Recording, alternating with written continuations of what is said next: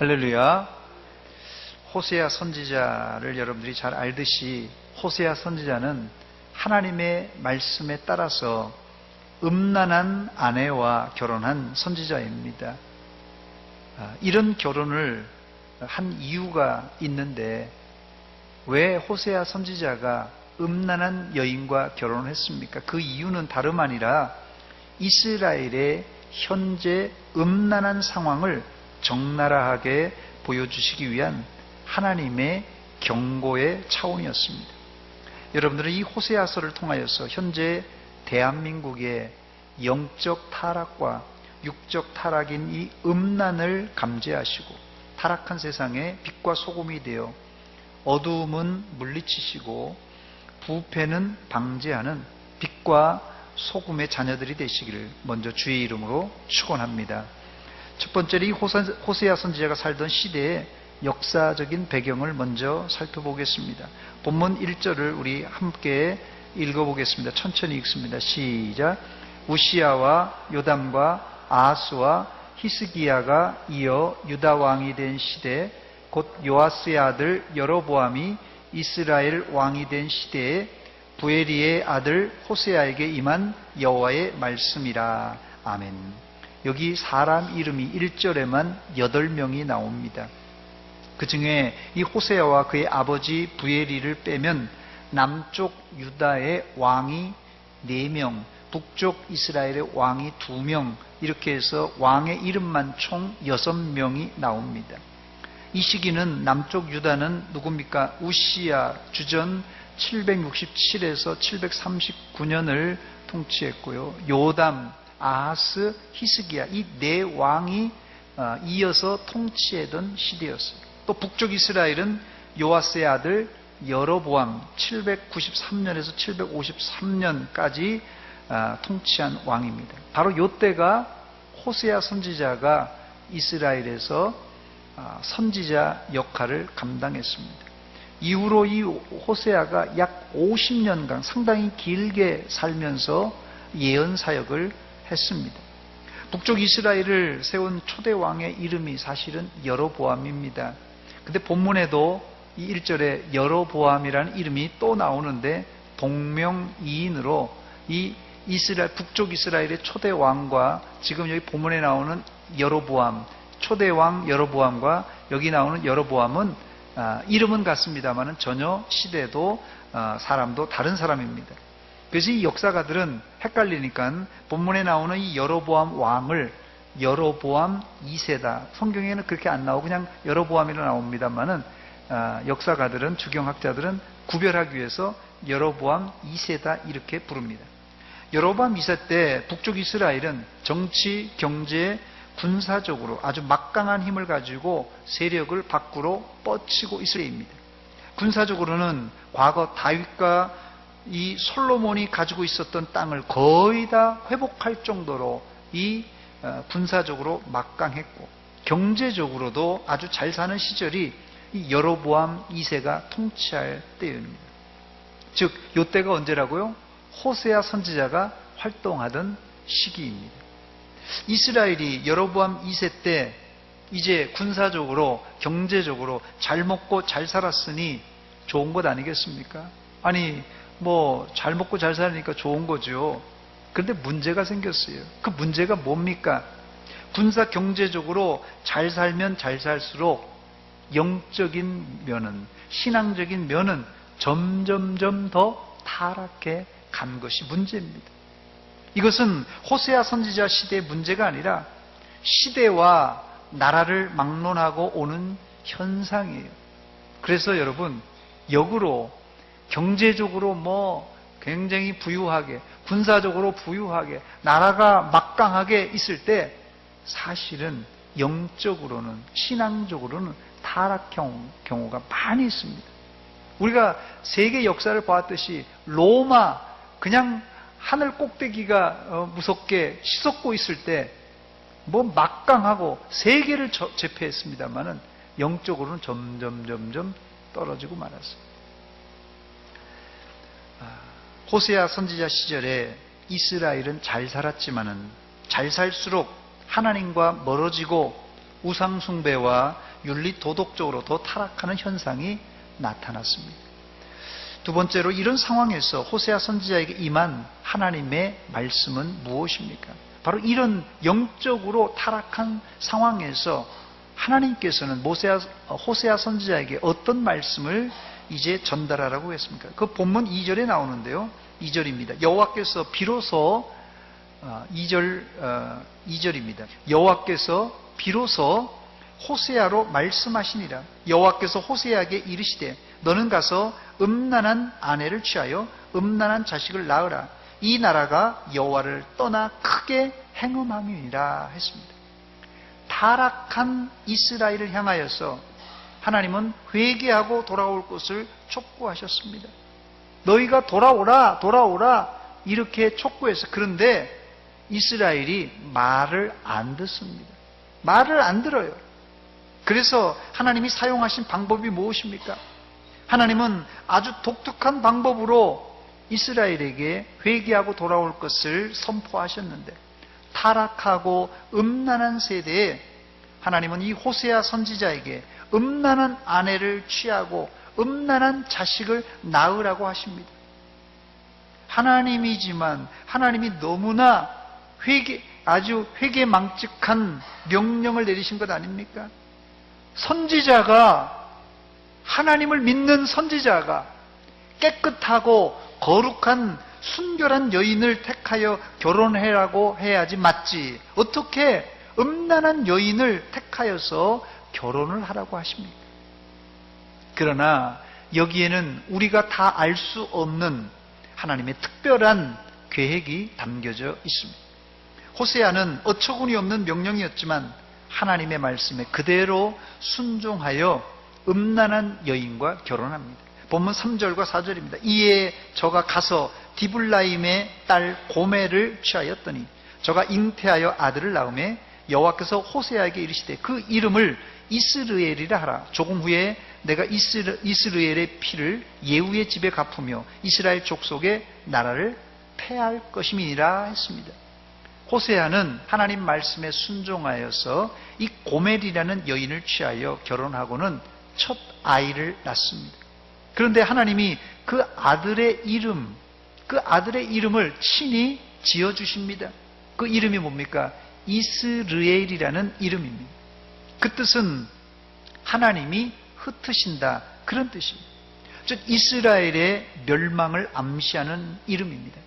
사실 호세아와 결혼한 이 고멜이라는 여인, 이 고멜이라는 여인의 이름의 뜻도 다 되었다, 끝났다라는 뜻을 가지고 있습니다. 그래서 하나님은 본문 4절 하반절에 호세아에게 이스라엘 족속의 나라를 패할 것임이라 이렇게 말하면서 망할 것을 예고하셨습니다. 더 나아가서 본문 5절에 그날에 내가 이스라엘 골짜기에서 이스라엘의 활을 꺾으리라 이렇게 말씀하셨는데, 여러분 이 활을 꺾는다는 말은 상징적으로 북이스라엘의 멸망을 다시 한번 확인시켜주는 말입니다. 또 본문 6절에 고멜은 다시 임신하여 이번에는 딸을 낳습니다. 고멜이 또 잉태하여 딸을 낳음에 여호와께서 호세아에게 이르시되 그 이름을 로루하마라 하라. 내가 다시는 이스라엘 족속을 긍휼히 여겨서 사하지 않을 것임이니라 했어요. 또 하나님께서 딸을 낳았는데, 호세아가 딸을 낳았는데 고멜로부터 이름을 손수 또 지어줬어요. 로루하마. 이 루하마라는 뜻은 사랑을 받다는 뜻이에요. 루하마. 그런데 그 앞에다가 로자가 붙으면 아니라는 뜻이에요. 루하마는 사랑을 받는다, 그런 뜻인데 로라는 말이 앞에 붙으면 아니란 뜻이에요. 그래서 로루하마라는 뜻은 사랑하지 않겠다, 긍휼히 여기지 않겠다라는 뜻입니다. 첫째 아들 이스라엘, 이 이름보다도 강도가 더 심한 말씀입니다. 그 다음 호세아는 셋째를 낳습니다. 이번에는 아들입니다. 본문 8절과 9절입니다. 고멜이 로루하마를 젖댄 후에 또 잉태하여 아들을 낳음에 여호와께서 이르시되 그 이름을 로암미라 하라. 너희는 내 백성이 아니요 나는 너희 하나님이 되지 아니할 것임이니라 그랬어요. 여기 이름을 신이 지어주셨는데 아들의 이름을 로암미라고 했어요. 아까도 제가 로자가 앞에 붙으면 어떤 뜻이라고 했어요? 아니란 뜻이에요. 암미라는 뜻은 내 백성이란 뜻이에요. 근데 그 앞에 로자가 붙어 있으니 내 백성이 아니다, 이런 뜻입니다. 한마디로 얘기해서 이 로암미란 뜻은 내 호족에서 너희를 파내버리겠다, 이런 강력한 말입니다. 첫째 아들과 둘째 딸보다 더 강력한 심판을 표현하고 있습니다. 호세아 선지자의 자녀의 이름을 되새겨보면 이스라엘에게는 도무지 소망이 없어 버립니다. 도무지 소망을 찾아볼 수가 없어요. 이제 하나님과 이스라엘 관계는 완전히 결별되었고 이스라엘은 역사에서 사라질 것 같은 상황입니다. 그러나 이런 내용이 종종 어디서 나오죠? 여러분들이 좋아하시는 드라마, 연속극에 종종 나오는 상황입니다. 아들이 완전히 그냥 말썽꾸러기예요. 그냥 천방지축입니다. 아버지의 말씀을 듣지 않고 매일같이 불순종한 아들, 이 아들을 향하여 아버지가 드라마에서 뭐랍니까? 호통을 치면서 너는 이제 내 자식이 아니다, 너 호적 내 파버리겠다, 응? 내 집에서 나가, 이렇게 호통을 칩니다. 그러면 보통 드라마에서 야단 맞은 아들은 어떻게 합니까? 아, 얘 잘못했습니다, 이러면 드라마가 재미없잖아요. 응? 나도 아빠 아들 안 할 거야. 그래서 그냥 문을 박차고 그냥 팍 나가는 거예요. 뭐 나가봤자 어디 갈 데도 없지만은. 자, 그러면 아버지가 호적을 파낸다 그러고 아들도 이제 아들 자식 연을 끊겠다 하고 뛰쳐나갔다고 했을지라도 아버지와 자식과의 관계가 끊어지는 것입니까, 여러분? 뭐 호적을 뭐 그냥 아니라고 할지라도 그게 끊어지겠냐는 것이에요. 여러분, 이 남녀가 헤어질 때, 남자 여자가 서로 사랑하다가 헤어질 때 우리 서로 헤어져요, 앞으로 만나면 안 됩니다, 절대로 만나지 맙시다, 이렇게 얘기하고 헤어지는 이런 커플이 있습니까? 이건 헤어지기 싫다는 것이에요. 사실 싫으면 뭐 헤어지자 말자 이런 얘기도 필요 없고 냉정하게 사람이 돌아서 버립니다. 하나님이 호세아 선지자를 불러서 이 음란한 여자와 결혼하라고 그랬어요. 그래서 음란한 여자와 결혼을 해서 아이를 이남 일녀 세 아이를 낳습니다. 아이의 이름이 뭐라고요? 첫째 아들 이름이 이스르엘, 흩어버리겠다는 거예요. 둘째 딸 낳고 로루하마, 사랑하지 않겠다, 긍휼히 여기지 않겠다, 이렇듯이. 셋째 아들 낳고 로암미, 내 백성이 너는 아니다, 이렇게 붙였지만 여러분 잘 들으세요. 이 하나님의 장명, 하나님께서 이렇게 친히 이름을 붙여줬잖아요. 너 흩어버리겠다, 너 사랑 안 하겠다, 넌 내 백성이 아니다, 하나님 분명히 이렇게 말씀하셨어요. 이런 행동의 속뜻은 너희를 죽여버리고 멸망시키고 끝장내겠다는 의도가 아닙니다, 여러분. 세 번째, 그렇다면 이스라엘을 멸망시키겠다는 하나님의 속뜻은 무엇입니까? 오늘 본문을 잘 살펴보면 그러나라는 역접 접속사가 두 차례 나옵니다. 7절과 10절입니다. 먼저 7절입니다. 그러나 나오죠. 내가 유다 족속을 긍휼히 여겨 저희 하나님 여호와로 구원하겠고 활과 칼이나 전쟁이나 말과 마병으로 구원하지 아니하리라 그랬습니다. 10절입니다. 10절에도 그러나로 시작합니다. 그러나 이스라엘 자손의 수가 바닷가의 모래같이 되어서 측량할 수 없고 셀 수도 없을 것이며 전에 저희에게 이르기를 너희는 내 백성이 아니라 한 그곳에서 저희에게 이르기를 너희는 사신 하나님의 자녀라, 이렇게 말씀하신다는 것이에요. 7절에 이 그러나가 무슨 뜻이라고요? 7절에 그러나는 이제까지 한 이야기와 전혀 상반된 이야기를 하고 있습니다. 그러나 내가 유다 족속을 긍휼히 여겨 저희 하나님 여호와로부터 구원하겠다는 겁니다. 심지어 활과 칼이나 전쟁이나 말과 마병으로 구원하지 않고 친히 하나님께서 구원하시겠다는 것이에요. 내가 그를 긍휼히 여겨 직접 구원하겠다는 말씀이에요. 아니, 지금 이게 어떻게 된 겁니까? 분명히 제가 3번씩이나 아이들의 이름을 장명하면서까지 하나님께서는 이스라엘에게 경고하기를 내가 너희를 흩어버리겠다, 망하게 하고 더 이상 사랑하지 않고 긍휼히 여기지 않겠다고 선언하신 하나님이 어떻게 바로 그 다음에 긍휼히 여기고 구원하시겠다 이런 말씀을 하시느냐는 것이에요. 이건 앞뒤가 안 맞는 말입니다. 앞뒤가 안 맞아요. 그러나 여러분, 이게 뭐라고요? 이게 하나님의 진심입니다. 이게 하나님의 진심이에요. 이것이 하나님의 사랑입니다. 이것이 하나님의 긍휼입니다. 하나님이 분명히 호세아 선지자를 통하여서 자식을 낳고는 이스라엘을 향하여서 너희는 내 백성이 아니라 하셨습니다. 그런데 여기 10절엔 내 백성이 아니라 한 그곳에서 너희를 하나님의 자녀라고 부를 것이라고 약속하고 있습니다. 한국말은 끝까지 들어봐야 한다는 말이 있듯이 하나님 말씀도 끝까지 들어봐야 합니다. 그것뿐만 아니라 하나님은 흩으시고 망하게 하셨던 이스라엘을 다시 바다에 모래알같이 많아지게 해서 측량할 수 없게 만들어주겠다고 약속하고 있습니다. 이게 뭐라고요? 이게 하나님의 진심, 하나님의 사랑, 하나님의 긍휼입니다. 그리고는 결국 11절입니다. 11절이 결론과 같은 말씀인데요. 우리 같이 한번 읽어보겠습니다. 시작. 이에 유다 자손과 이스라엘 자손이 함께 모여 한 두목을 세우고 그 땅에서부터 올라오리니 이스라엘의 날이 클 것임이로다 그랬어요. 이스라엘의 날이 클 것임이로다.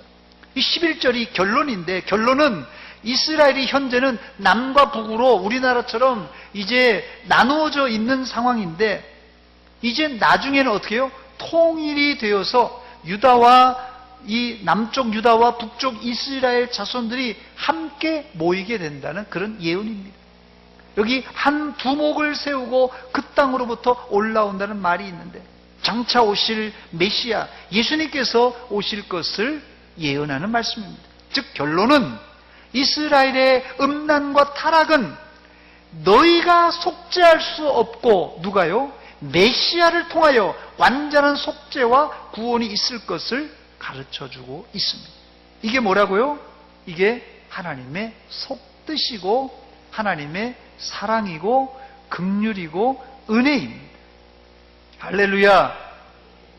이걸 알아야 돼요. 네 번째, 마지막 네 번째로 오늘 말씀을 우리의 현실에 적용해 보고 말씀을 맺도록 하겠습니다. 이스라엘은 가난하고 외부로부터 침략을 당하여서 힘들 때, 이스라엘이 지금 가난합니다. 가난한데 외부에서 쳐들어와서 이 식민지 생활하고 어렵습니다. 이때 이스라엘은 원망불평했어요. 하나님, 우리를 사랑하신다면서 우리가 이렇게 가난하게 살아도 되겠습니까? 하나님이 우리를 사랑하신다면서 우리 이 좀 블레셋이 쳐들어오고 이웃나라가 쳐들어와서 우리를 압제하고 힘들게 해도 됩니까? 하면서 막 원망을 쏟아냈던 민족이에요. 그런데 역으로 부유하고 강성해지니까 어떻게 해요? 하나님 고맙습니다가 아니라 타락하고 하나님을 멀리 떠난 음란한 민족이 되고 말았습니다. 여러분은 가난하면 가난한 대로, 부유하면 부유한 대로 감사하고 하나님을 섬기시기 바랍니다. 상황에 따라 신앙이 움직이면 안 됩니다. 가난한 것도 물론 너무 가난해서 신앙생활하는데 방해도 될 수 있습니다만은 오히려 가난이 신앙에 도움을 줄 수도 있습니다. 또 부유한 것도 신앙생활에 방해도 될 수 있습니다만은 부유한 것을 잘 활용만 하면 신앙생활을 더 잘할 수도 있다는 말씀입니다. 그러므로 여러분, 예수 믿는 사람은 신앙에 흔들리거나 좌우되어서는 안 됩니다.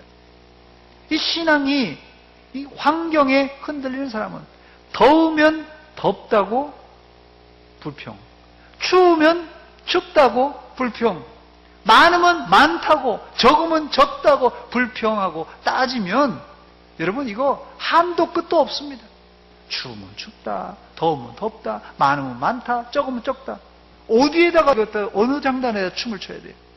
여러분, 그래서 이 상황이 적으면 적은 대로, 많으면 많은 대로, 크면 큰 대로, 작으면 작은 대로, 이게 우리 신앙의 정답입니다. 왜냐하면 우리의 신앙은 상황에 좌우되지 않습니다. 하나님을 믿는 이 믿음은 결코 본질은 변해서는 안 돼요. 흔들려서는 안 됩니다. 안타까운 사실은 호세아 선지자의 예언 후에 얼마 되지 않아 이스라엘은 불순종하고 불순종하다가 주전 722년에 아수르에게 멸망당하고 맙니다. 멸망당했어요. 호세아가 그렇게 부르짖었는데도 멸망당했어요. 근데 여러분, 여기서 잘 봐야 돼요. 이것이 겉으로 드러난 하나님의 책망이에요. 하나님의 심판이에요. 멸망당했으니까 책망이요, 심판입니다. 그런데요, 동시에 이게 하나님의 경고입니다. 그러나 그 멸망 가운데서도 여기에서 뭘 발견해야 된다고요? 하나님의 참 의도, 하나님의 내면적인 뜻을 우리가 발견할 줄 알아야 됩니다. 설령 북쪽 이스라엘이 아수르에게 멸망당했을지라도 하나님께 돌아오기만 한다면 너희가 살 수 있다는 것이 이 호세아 선지자의 중요한 핵심 메시지입니다, 여러분. 그렇습니다. 우리들이 환난 고통을 만났을 때, 환난 고통을 만났으니까 우리가 지금 체감하는 것은, 겉으로 보는 것은 고통이에요. 환난 고통을 만났으니까 우리가 지금 당장 아픈 거예요. 고통당하는 거 있습니다. 겉은 고통이지만 그 속에는 하나님의 사랑이 계획되어 있음을 여러분 발견하시기 바랍니다. 그러므로 고통당할 때 고통만 보지 마세요. 이건 유치원 신앙입니다. 초등학교 신앙이에요. 고통당할 때 고통만 보지 마시고 고통 속에 역사하시는 하나님을 확실히 믿으시기 바랍니다. 그 하나님을 만나야 돼요. 고통 속에 고통만 보지 말고 고통 속에서 하나님의 사랑과 긍휼을 깨달으시기 바랍니다. 결국 하나님이 이스라엘에게 주신 시련의 목적은 마침내 복을 주시기 위한 하나님의 계획이었습니다. 부모님들이 자식들에게, 부모가 자식에게 야단치는 이유는 야단이 목적이 아니잖아요. 부모가 자식을 야단치는 게 야단이 목적입니까? 잘 되라고 하는 것입니다. 마찬가지로 하나님도 이스라엘을 채찍을 들어서 때리는 이유는 그 채찍이 목적이 아니라 어서 속히 내게 돌아오라는 메시지입니다. 그러므로 여러분들도 혹시 환난과 고통 중에 있다면 그 환난과 고통의 이면에 숨어 있는 하나님의 그 의도를 발견하시고 하나님께서 그 기쁘신 뜻이 있는 줄 알고 하나님께 돌아오는 성도들이 되시기를 주의 이름으로 축원합니다. 이제 말씀을 마치면서 저는 대한민국의 현실을 한번 생각해 보기를 원합니다. 이 세상은 지금 호세아 선지자 시대 이상으로 음란하고 타락한 세상입니다. 한마디로 세상이 거꾸로 돌아가고 있습니다. 동성애자들이 옷을 다 벗어 제치고 대로를 활보해도 서울시와 여러 도시에서는 합법적인 허가를 다 내주고 예산까지 책정하여 동성애 집회를 지원하고 있습니다. 또 이제는 법도 뜯어 고쳐서 동성애, 동성결혼 합법화, 학교 교육에 동성결혼을 가르치고 만약 그런 교육을 안 시키면 벌금이나 형벌을 주는 세상이 우리 눈앞에 다가왔습니다. 이제 목사도 동성애가 범죄라는 설교를 하면 벌금을 물리고 동성애 결혼을 집례를 안 하면 벌금을 물리는 세상이 다가왔어요. 지금이 노아 때, 소돔과 고모라 때, 그리고 호세아 선지자 때보다도 더 음란한 세상입니다. 이제 기독교인들이 순교하는 자세로 믿음 생활을 안 한다면, 잘 들으세요. 순교하는 자세로 믿음 생활을 안 하면 그들에게 꼼짝없이 당할 수밖에 없는 현실입니다. 아주 심각합니다. 이미 미국을 비롯한 수십 개의 나라에서는 동성결혼이 합법화되었고 학교에서 동성결혼을 장려하고 가르치고 있습니다. 이것을 반대하면 범죄를 일으키는 범법자가 되는 세상입니다. 이런 사실은 이제 주님 오실 날이 얼마 남지 않은 것을 반증해주고 있습니다.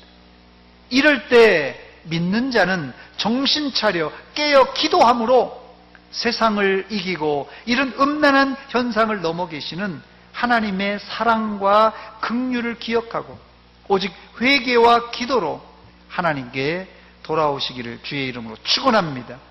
더불어 이런 음란한 세상에서 똥오줌 못 가리는 사람들에게 복음을 전하여 한 사람이라도 구원해내는 이 시대의 생명 전도인들이 되시기를 주의 이름으로 축원합니다. 제가 너무 답답해서 2주 전에 지난 8월 7일 날입니다. 2주 전이에요. 2주 전. 우리나라 국무회의에서 인권정책 기본계획이라는 게 있습니다. 이 인권정책 기본계획이라는 게 NAP라는 그런 법안인데요. National Action Plan입니다. 그래서 국가적인 행동 계획이라는 그런 뜻인데요. 거기 안에 이 법안이 무슨 법안이냐면요. 이 법안이 여러분들이 잘 모르실 텐데 이것을 반박한 기독교 단체인 이 선민 네트워크의 이야기를 한번 들어보시기 바랍니다. 제가 하나 따왔습니다. 신문에서 제가 따왔는데요.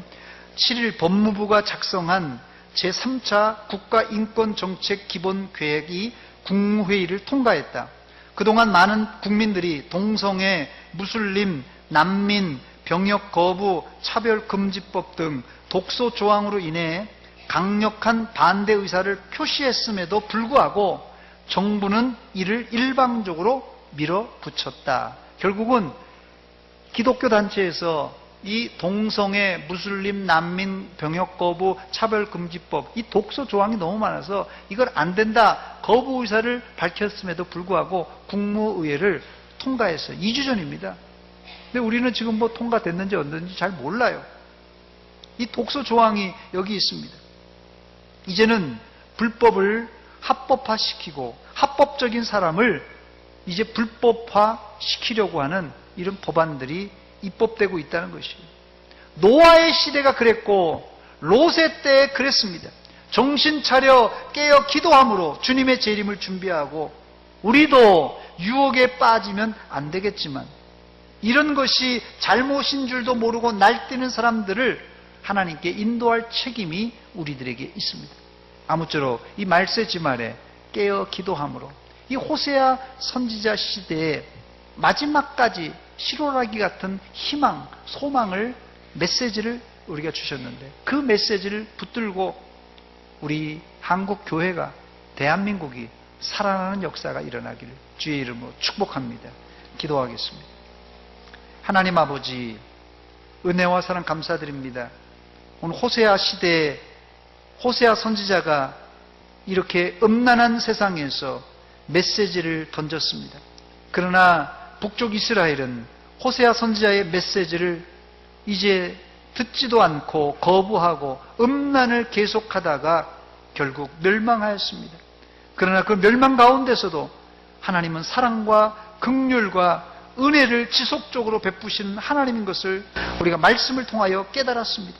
하나님 아버지, 그 크신 사랑과 긍휼과 은혜를 우리가 깨달아서 이 음란하고 퇴폐적인 세상 속에서 빛과 소금의 직분을 감당하여서 이 썩어진 사회에 소금의 역할을 감당하며 또 알지 못하는 자들을 구원해내는 믿음의 백성들 다 되게 하여 주시옵소서. 예수님의 이름으로 기도하옵나이다. 아멘. 찬송가 290장입니다.